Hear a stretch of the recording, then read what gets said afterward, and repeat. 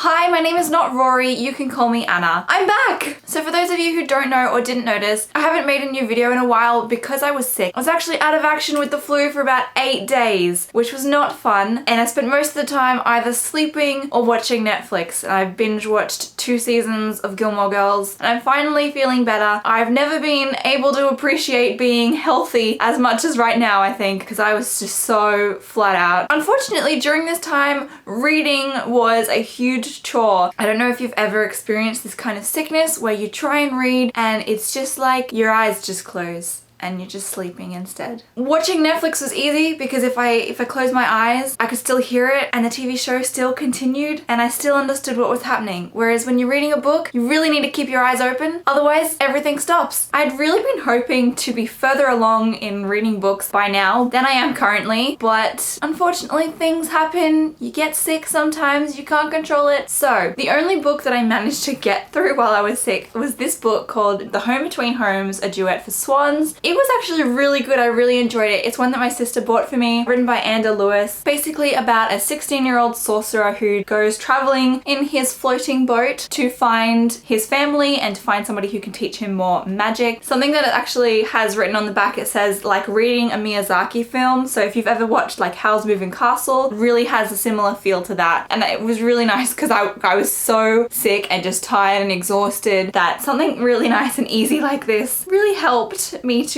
get through another book. For example, I couldn't have read The Lord of the Rings because that would have just been ridiculous. If you want to see my review for that book on Goodreads, I'll put the link in the description so you can go check that out. The other thing that really bugged me, my sister and I are getting really close to the end of this book.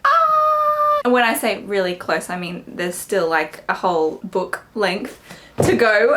But compared to how big they are, okay, we're getting really close to the end and then I got sick and then I gave my sister my sickness and so neither of us has been able to read much to each other. It's just been really unfortunate because this has been on pause and I really want to know what happens, but at the same time I don't want to know what happens because I'm pretty sure people are gonna die and I'm just not ready for that. That's frustrating and I just want to finish this book. So now that I am better, I am reading another book. I've been wanting to read this pretty much ever since I saw it mentioned in a video by Roya Eve Reads and she made it sound so exciting. So This Is Where the World Ends. I've started reading this. I'm just over halfway through. This book is amazing so far. I really don't know how to put in words what I feel about this book so far. I don't really know what I was expecting when I picked it up because like from the blurb and stuff, it doesn't really give much away of the actual plot. And I think that's good though, because with this particular book, I think it's good to not have like pre-existing ideas of what's gonna happen. But I am really, really enjoying it. Kind of worried about the ending and what's gonna happen. Yeah, I really don't know how to word what I'm thinking. I really like the style of the writing. I just think it's done really well and